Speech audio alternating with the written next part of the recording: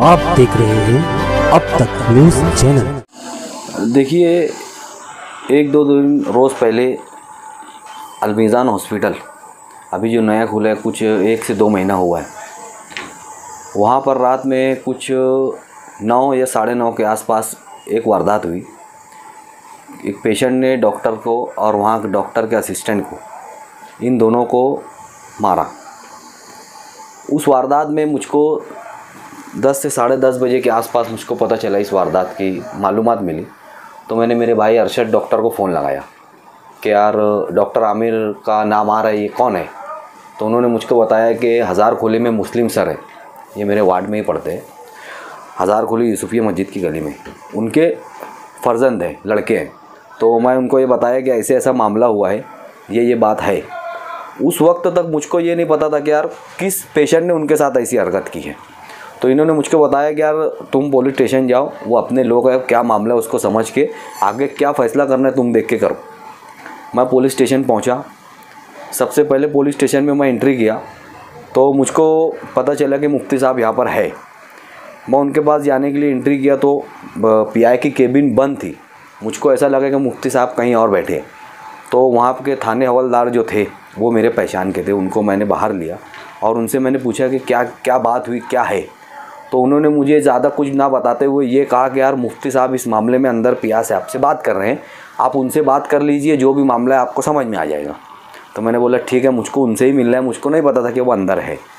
अब अंदर जब मैं एंट्री करने लगा, मुझे एंट्री करने से पहले वहाँ पर मुफ्ती साहब के साथ में जो मतलब अपने आप को बताते हैं कि मैं मुफ्ती साहब का पी हूँ, खालिद सिकंदर, वो गेट पर खड़े थे। उनके साथ में कोई शफीक नाम का एक आदमी था। मुझको बाद में पता चला कि उसका नाम शफीक है। मेरे एंट्री करने से पहले वो जाकर मैं कांच में से देखा, पीआई साहब और मुफ्ती साहब ये लोग को उसने कुछ कहा और पीआई साहब उसी वक्त ज़ोर में उठकर दरवाज़ा खोले। मैं दरवाजे के बिल्कुल बाहर खड़ा हुआ था। वो बाहर आते ही पहले मुझको धक्का दिए। तो मैंने उनसे कहा कि यार साहब क्या हुआ, आप मुझको क्यों धक्का दे रहे हो? तो बोले कौन है? बोले तू कहाँ रहता? बोले, और मुझको एक चमाटा झड़ दिए। मैंने बोला यार मैं नगर सेवक हूँ, मैं यहाँ मामला समझने आया हूँ और मुफ्ती साहब से मुझको बात करना है। तो उन्होंने मुझको और एक मारा और मेरा कॉलर पकड़ के अंदर बोले चल, बोले इधर बैठ, तू तेरे घर का होगा नगर सेवक। उन्होंने मुझको ऐसा कहा और थोड़ी देर बाद मैंने देखा कि मुफ्ती साहब वहाँ से उठकर चले गए। अब उन्होंने अंदर क्या बात की क्या नहीं की ये मुझको नहीं पता।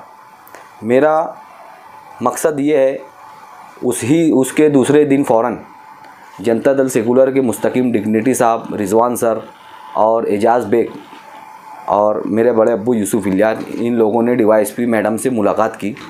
तो डीवाईएसपी मैडम को उन्होंने सारी वारदात बताई और उन्होंने उन लोगों को ये कहा कि यार मुझको 8 दिन का टाइम चाहिए, हम कुछ ना कुछ कार्रवाई करेंगे। अगर 8 दिन के बाद कोई कार्रवाई नहीं होती है तो हम सख्त एहतजाज करेंगे। उसकी आप क्या बाहैसियत मतलब वहाँ गए थे? मेरे जाने का मकसद ये था कि क्या मामला है वो समझना चाहिए। जब मैं वहाँ पे पहुँचा तो जिस लड़के ने उनके ऊपर ऐसी वारदात की थी, जो पेशेंट था, वो भी मेरे पहचान का निकला। मेरे साथ काफ़ी पहले स्कूल पढ़ा, हमारी रोड पे सलाम दो होते, ऐसा कुछ क्लोज़ मामला नहीं है। उसने मुझसे ऐसा कुछ कहा भी नहीं कि यार तुम मुझे सल्टाओ, या मुझको वहाँ मामला समझने का मौका ही नहीं दिए गए ना। ये मामला जो था, डॉक्टर साहब जो थे वो मेरे वार्ड के थे और ऐसी कुछ भी वारदात होती है वार्ड में तो हम अपना फ़र्ज़ समझ के वहाँ पर इंटरफेयर करने के लिए ज़रूर जाते हैं।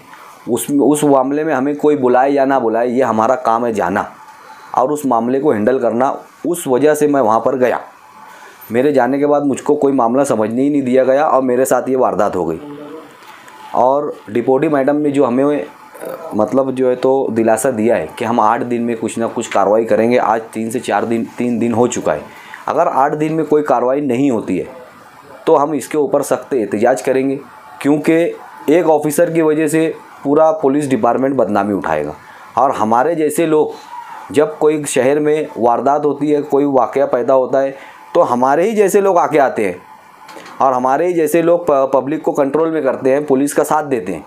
पुलिस की सपोर्ट में आकर पब्लिक को कंट्रोल करना ये हमारे जैसे लोगों का काम है।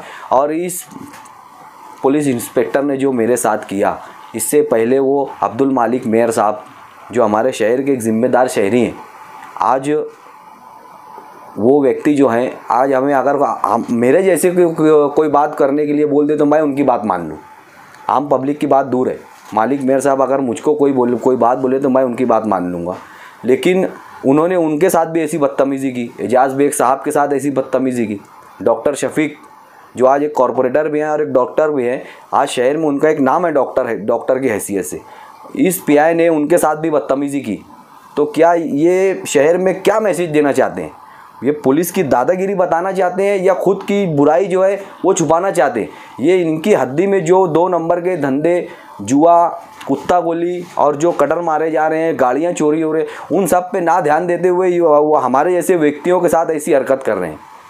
अगर इनके ऊपर कोई सख्त कार्रवाई नहीं की गई तो हम सख्त से एहतजाज करेंगे। अगर ज़रूरत पड़े तो शहर भर में हम इनके खिलाफ़ में तहरीक भी चलाएँगे।